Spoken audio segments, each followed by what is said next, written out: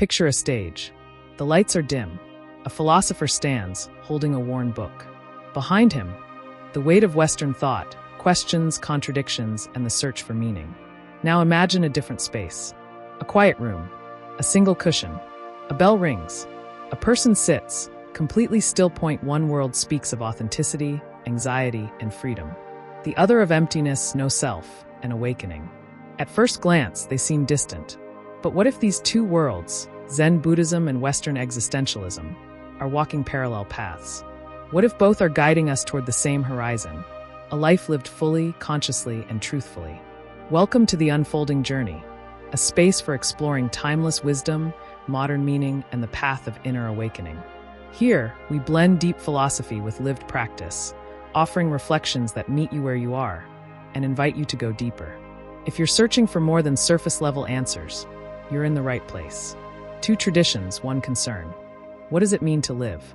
Zen Buddhism and Western existentialism emerge from different historical and cultural contexts. One rises from the meditative, monastic traditions of Asia. The other from the post-industrial, often disillusioned climate of 19th and 20th century Europe. But both face the same question head-on. How should a human being live in a world without guarantees? Zen calls us to direct experience, to presence, to waking up from illusion. Existentialism calls us to authenticity, to responsibility, to choosing a life of integrity in the face of uncertainty. Their methods differ, but the target is the same: a life rooted in truth, absurdity and emptiness. Existentialists speak of absurdity, the tension between our search for meaning and a silent universe that offers none. Zen Buddhists speak of emptiness, not as nothingness, but as the insight that nothing has a fixed, independent self. Both traditions deny that the world hands us a pre-written script. Meaning isn't found, it's made. And ultimately, it's let go of. Zen teaches, form is emptiness, emptiness is form. Existentialists teach, man is nothing else but what he makes of himself. Different words, same confrontation, same freedom. Freedom and responsibility. Existentialist thinkers insist on freedom, not as a gift, but as a burden. With no divine blueprint, we are left to choose, to act, to define ourselves. But choice is not comfortable. It demands responsibility. It demands we own our actions and stop hiding behind roles or excuses. Zen, too, places freedom at the heart of the path. Not the freedom to do whatever we want, but the freedom to wake up from illusions. To act from a place of clarity. To respond to the world without ego or pretense. To live from presence, not conditioning. Both traditions challenge us. Will you live someone else's life, or will you choose your own? Anxiety and awakening. Existentialism speaks often of anxiety, not merely as fear, but as the raw, unsettling feeling that comes when all masks fall away. It is the discomfort of true freedom, the dizziness of standing before infinite possibility. Zen knows this space well. The moment before Satori, before awakening, is often marked by confusion, disorientation, and even despair. The ego resists its own dissolution. The self clings to its own story. But if we stay with the discomfort, if we sit still long enough, it opens. It reveals something deeper. Anxiety in existentialism is a call to wake up. Suffering in Zen is the doorway to insight. No self and self-creation. One of the sharpest differences and points of overlap is in how each tradition views the self. Existentialists often emphasize self-creation. We are not born with essence. We must define ourselves through choices. Zen points to no self. The self is not a solid entity to construct, but a fiction to see through. Are these in contradiction, or are they two views of the same truth? From one angle, you create yourself through mindful action. From another, you realize there was never a fixed you to begin with. Maybe the paradox is the path. Maybe both are true. Authenticity and direct experience. Authenticity is central in existential thought. To live authentically means to live without self-deception, to take full responsibility for one's being. Zen has no word-for-word equivalent, but in practice, it's the same aspiration. To sit in zazen is to drop roles, stories, and opinions, and to simply be.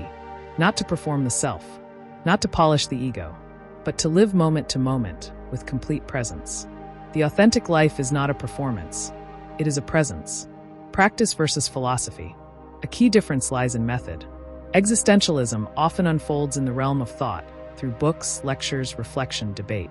It uses the intellect to expose illusion and demand responsibility. Zen, while deeply philosophical, insists on non-conceptual practice. It asks you to sit, breathe, and confront reality without commentary. Yet both ultimately point away from abstraction and toward experience. Whether through a koan or a Kierkegaard quote, both traditions ask, can you live what you know? Mortality and impermanence. Existentialists see mortality as the great clarifier. Death makes every moment precious. It pushes us toward urgency and responsibility. Zen meditates on death too, not as tragedy but as teacher. Impermanence is not just a fact, it's a doorway. Nothing lasts, so drop your attachments. You will die, so wake up now. In both views, death is not the end of meaning. It's the beginning of real life. Ethics rooted in realization. Existentialist ethics are grounded in responsibility. In choosing, we shape not only our own lives, but the kind of world we all live in. Zen ethics emerge from realization. If there is no separate self, how can I harm you without harming myself? Both traditions see morality not as a commandment, but as an act of clarity.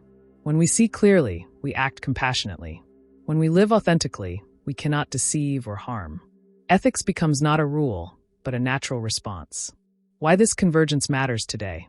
In a world marked by disconnection, anxiety, and overload, the convergence of Zen and existentialism offers more than insight.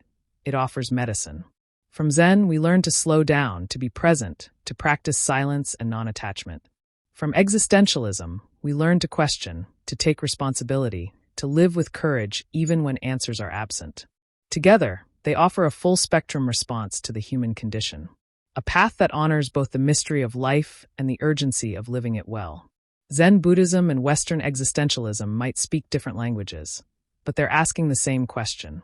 How can we live fully, honestly, freely, in a world that offers no guarantees? And perhaps the answer is not to choose one or the other. Perhaps it's to live with the clarity of Zen and the courage of the existentialist. To sit in silence, and also to speak truth. To realize emptiness, and still create meaning. Not either/or, but this, a life awake.